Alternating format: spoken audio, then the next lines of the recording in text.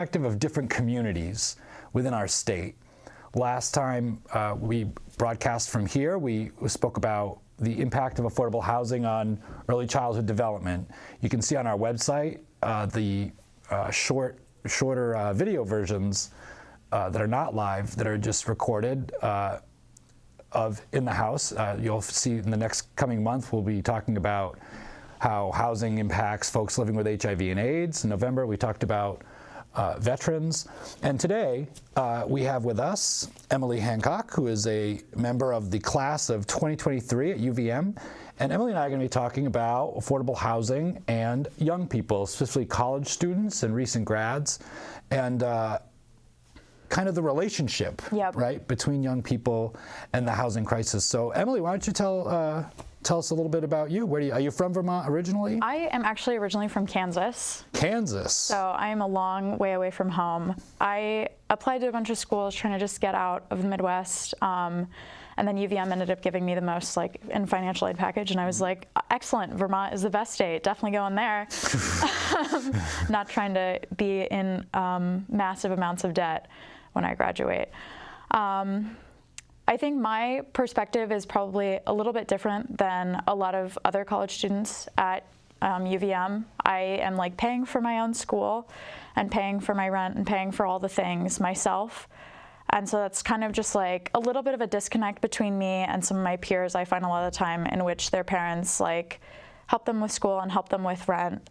They don't understand the drasticness of the way high rents affect housing people and the way that affects the Burlington community overall, because it's not a burden that they bear themselves. They're not facing those costs.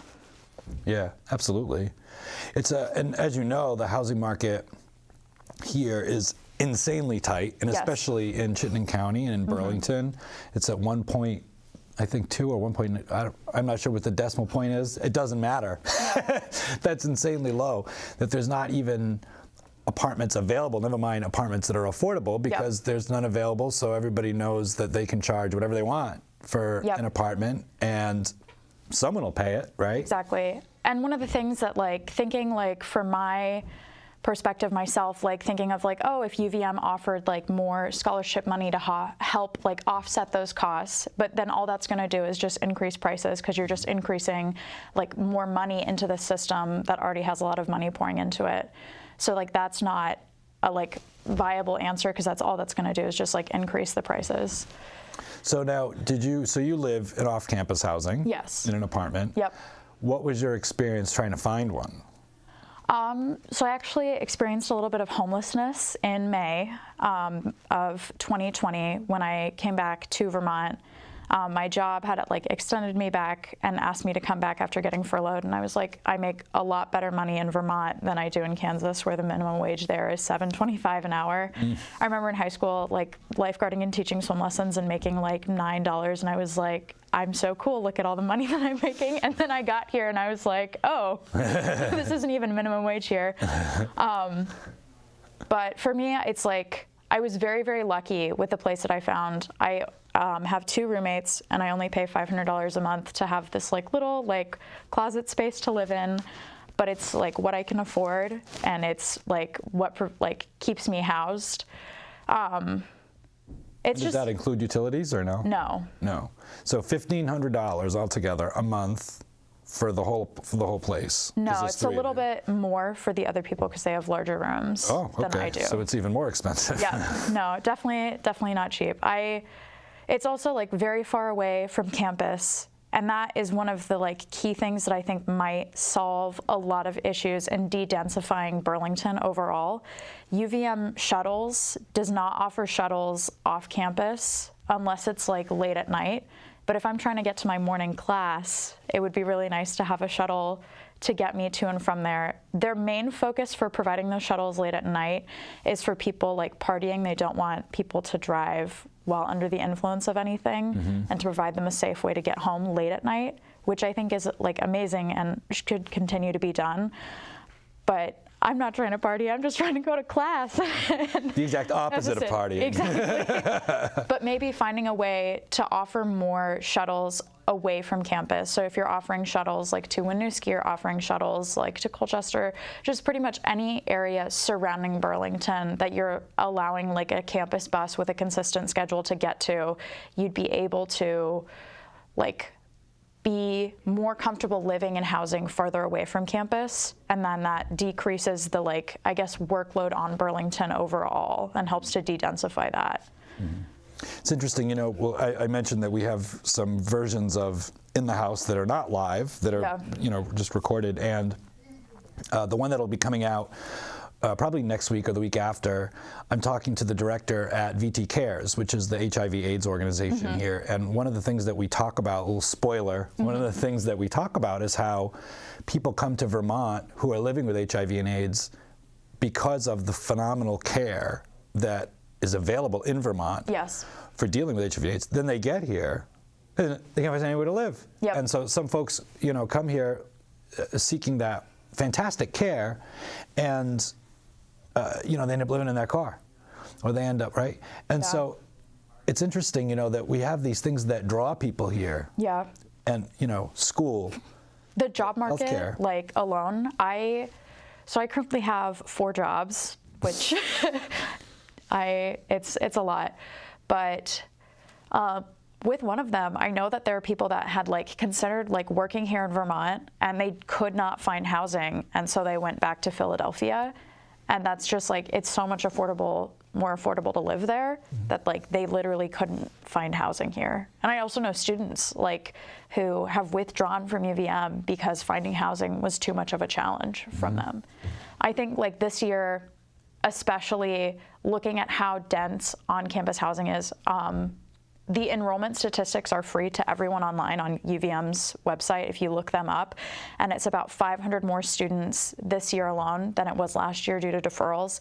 And looking at that and thinking, okay, they're on campus now, they'll be on campus again next semester, but then the year after that, they're all hitting Burlington. I will be graduated by then, but I just am thinking about trying to find housing in that market with 500 more people if the housing market's already this tight and more people are trying to move to Vermont. We should do things now to build housing before it gets too late. And I think UVM really needs to find more housing on campus and actually make that housing affordable. One of the things that drives up these prices is it's actually cheaper for students to live off campus. You're paying roughly, when I calculated it out, it's around $1,100 to share a room with someone and to share a bathroom with 10 people, have no kitchen, and that doesn't even include the meal plan on top of all of that. So you're looking at okay, I'm paying over $1,100 to live on campus, share a room with someone, not even have my own bathroom that I know is being cleaned regularly. And then you have all of that and you're okay, I can live in an apartment by myself and pay $800. That's not unreasonable. You're saving $300 and you're getting so much more out of it. So if UVM were to drastically cut the cost of its on-campus housing, then it's going to seem like a more attractive option. And then on top of that, they also need to make sure they're not over-enrolling students. This fall, they need to only accept a very small amount of students compared to last year. Otherwise, there's literally not going to be anywhere to house them. Looking on their website and calculating and tabulating through the availability of on-campus housing, there were about 5,600 students who were living on campus as compiled first years and sophomores. And then there's about 5,800 occupancy housing that they have for them on campus. If UVM's done what it's continually done, which is just to increase enrollment, and increase enrollment, they're going to run out of housing for their students, and no juniors and seniors can live on campus. It's unbelievable. So I live in Winooski. Yeah. And a buddy of mine lives, I'm on one side of the circle and he's on the other side, and sometimes we'll get together for dinner or something. And he'll sometimes joke that, we jokingly call Winooski the Brooklyn of Burlington. And yet, and it's pretty accurate also because the prices are just like Brooklyn. Yeah. And we kind of and he'll frequently say, this is Winooski, Vermont. It's not New York City, But really, that's what we've sort of arrived at. Yeah. I was talking to well, just in the course of my work, I frequently talk to lawmakers, and a topic that's come up as I've been talking about this upcoming discussion with you was the idea that even beyond college, so now we want people to start a life here. We want people to stay for the long term. And how on earth does a recent college grad realistically start a life here when so now school's out of the way. Yeah. And now we're trying to put that degree to work. Yep. And people working multiple jobs and still barely making it. Yeah. It's a very real problem. I think in other cities, like after you graduate college, the opportunity to live by yourself in a situation like in a one-bedroom unit by yourself, that is not a realistic reality. If you're making minimum wage in a minimum wage job, you will have to have roommates in your like 30s. And I think that's a big discouragement of people like wanting to live here, is they're like, if I'm in my 30s and I have roommates, how am I supposed to like start having a life outside of this like college mindset? And the other thing is, I think like, I understand that like economically, there's a sense where it makes sense for parents to try to like take care of their kids and do everything they can for them. But I think it's like, if your parents are paying your rent for you, it's essentially the same as like you're living at home. And I think like having that mindset with people, because that's like definitely like looked down upon if you're living with your parents, which like should not be at all. Like it's completely not affordable. And if you have an option where you're like, I'm literally saving thousands of dollars like in 1 year, it's a tough situation. For sure. Now, you mentioned you have 4 jobs, but you actually have 5. You just don't get paid for the 5th one. You're an advocate, right? So I first, sort of what brought you here today, as you know, to catch everybody up who's watching, is that I had been talking about, so VAHC, and I know you know, but I don't know if everyone who's watching knows, VAHC is a coalition of over 90 organizations who work together in advocacy, education, and outreach to try and increase accessibility to safe, decent, affordable housing here in Vermont. And part of the coalition, we're getting ready right now, going into legislative session, which will start in January. And so we put together legislative priorities for causes that we want to advocate for. Next year, we're going to have a more sort of, once I'm more settled in my role, we're going to have sort of more of a process of really giving real voice to our members to really come together, maybe right at the end of the session we're going into now, to start talking about the next session and really be a part of putting policy in, and really, not just saying, well, I want to support this bill that's already in, but that how do all of us as a coalition help contribute to shaping the needed policies. And a voice that's missing at the table is young people. And I think that voice needs to be there, and lawmakers agree that it's a missing voice, and it's a voice that they want to hear from. And so I was talking about this with our steering committee, and someone said, oh, I was at this community meeting and this college student spoke and she was so eloquent and all this.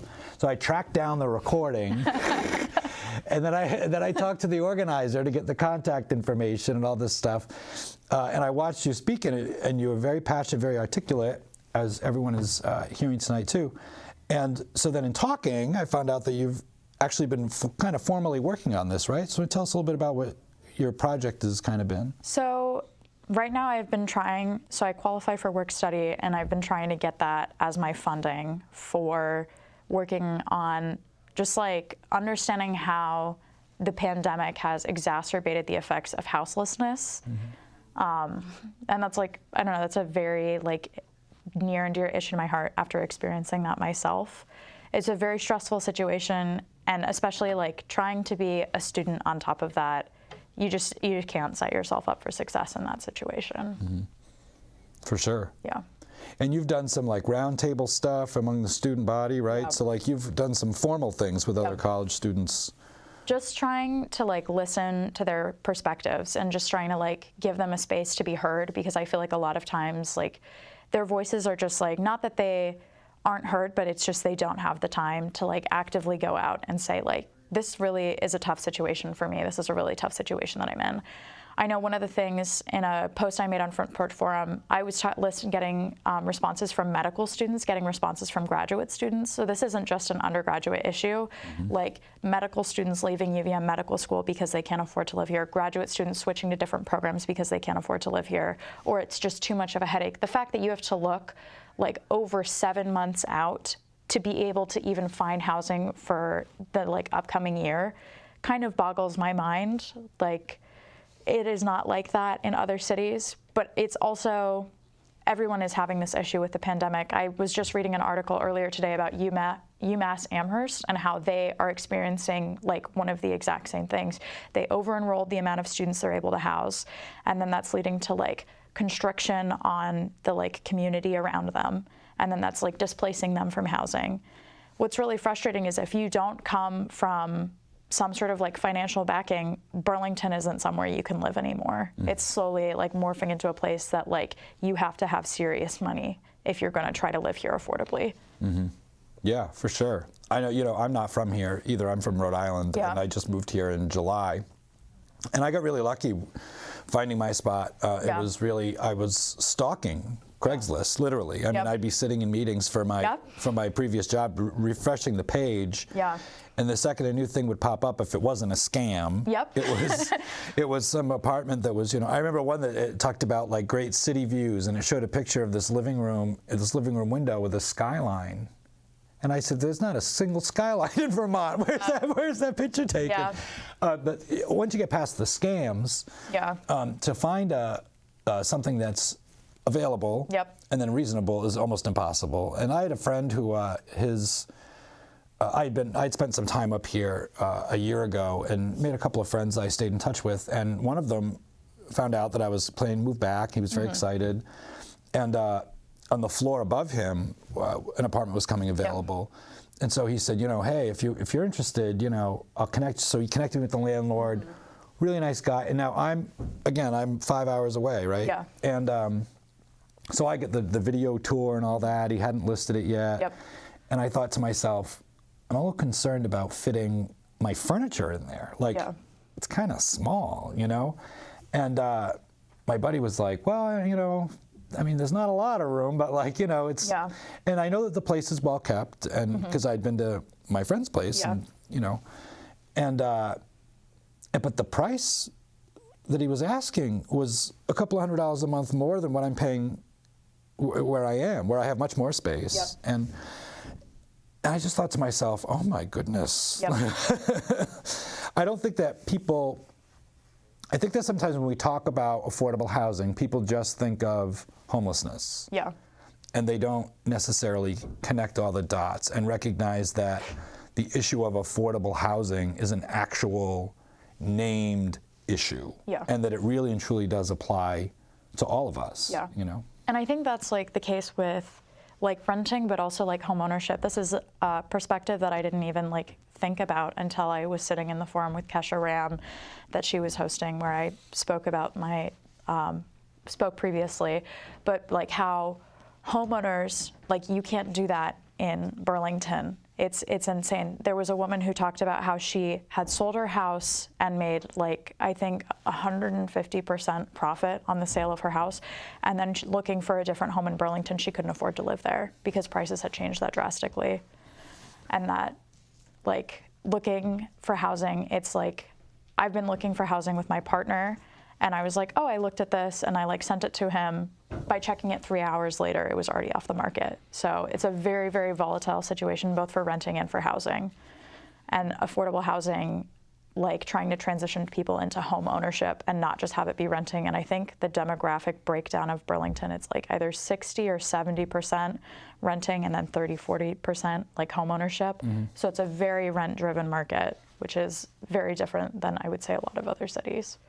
What have you had any experience of, in your conversation with other college students, or even just in your lived experience as a college student, what do you know about sort of the quality of the places that kids are living in? Are they living in dumps? Yes. Yeah. I would say they definitely are. The ideal situation is that they're trying to live as close to campus as possible, which makes sense because that's where you're spending like 8, 9, 10 hours of your day on campus. You want to be close enough. Yeah. You want to be close enough to your house that way you're able to come home, maybe eat lunch, maybe grab the things that you need to set yourself up for success.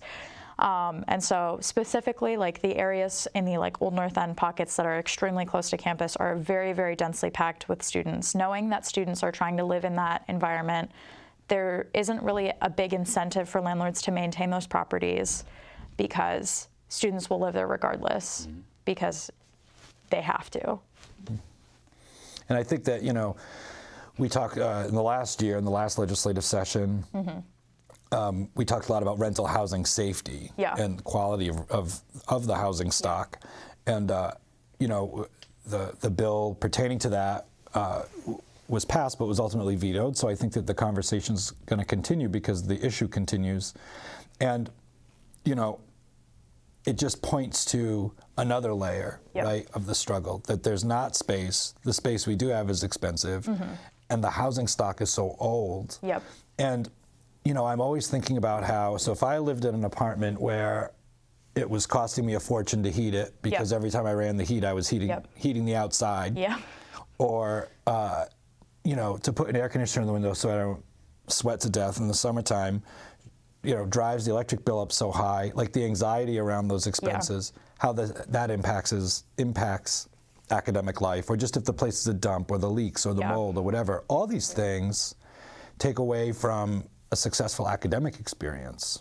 Yeah, one of the things that I have been looking into is this concept of university-approved housing, in which, like, in order to rent to students, you have to make sure you're living in what the university considers like an acceptable living condition.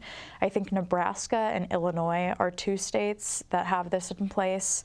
It would be ideal because then it limits where college students can rent within the community. But at the same time, you have something like that already with the Redstone lofts on campus, and all that's done is just raise the prices. People are paying, I think when I recently checked, it was $1,085 to have 1 bedroom in a 4-bedroom unit on the Redstone lofts. And to me, that's an insane amount. But again, that's still cheaper than living in the dorm housing. So everything is relative to that baseline price point. It's a very, very high rent.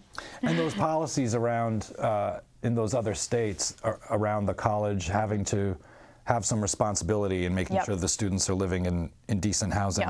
Is that via some kind of state legislation, or are you familiar with? I'm not familiar with that. I've just kind of been looking into what other college towns have done and how they have protected both the local people who are trying to live here and make it a city that's not 100% dependent upon the university. And I understand that there's a lot of animosity between the people of Burlington and college students. And I understand that we indeed are part of the problem by raising all of the rents with people from out of state whose parents pay for their rents, driving up the prices. But at the same time, we also do need somewhere to live. Right. And so I think one of the main issues that would solve that is really just UVM stopping over-enrolling the amount of students that it has the capacity to house and that Burlington has the capacity to house. Well, yeah, the only way we're going to get out of this is as a community.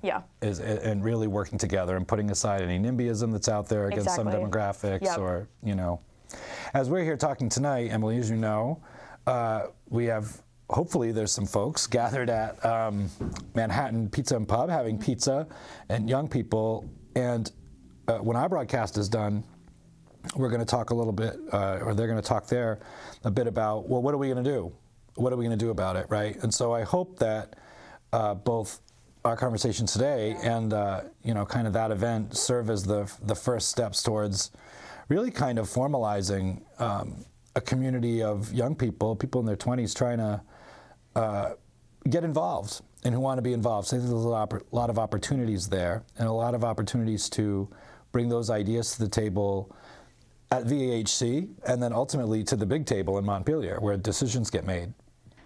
I know that housing growth and the amount of housing being built over the course of the years has like really stagnated, and that's could just be to do of availability of space.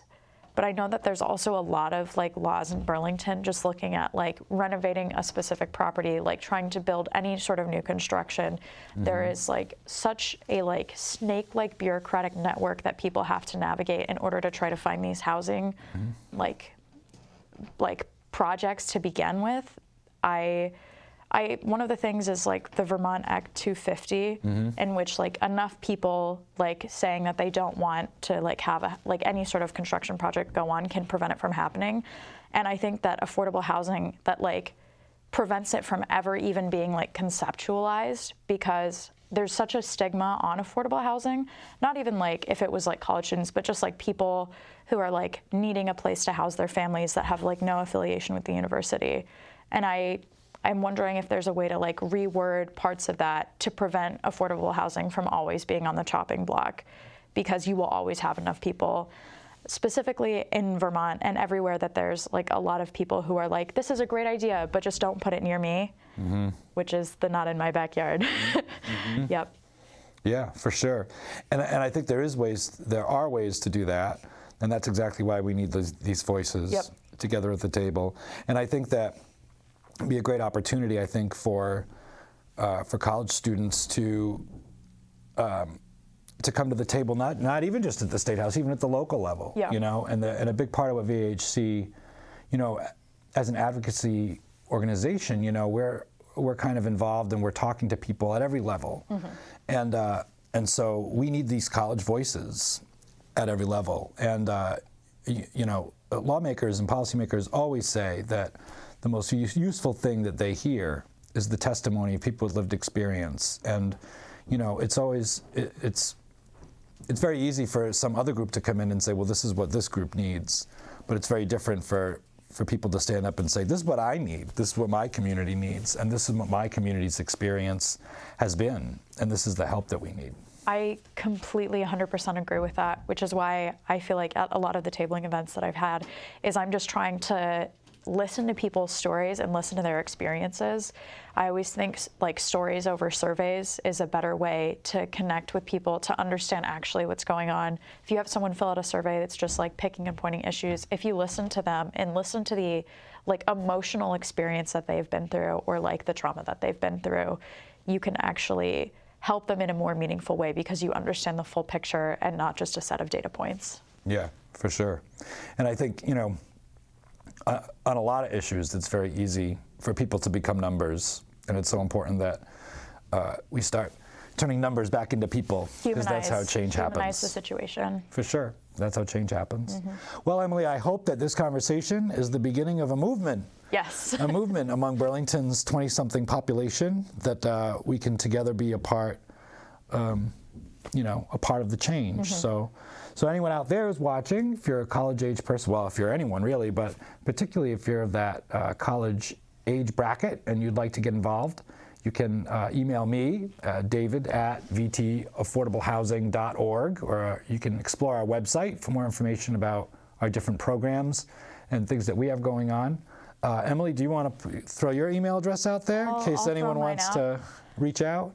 It's just emilyhancock@uvm.edu. If you need a space to rant about the housing situation, both on and off campus, I am here. I'm here to listen.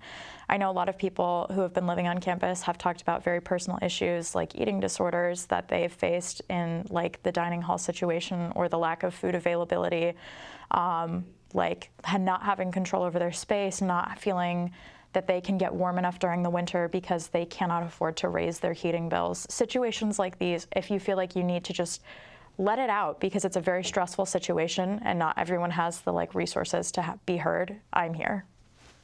Sounds good. Well, Emily, thank you very much for joining us, and I'm sure we'll talk again soon. Yes.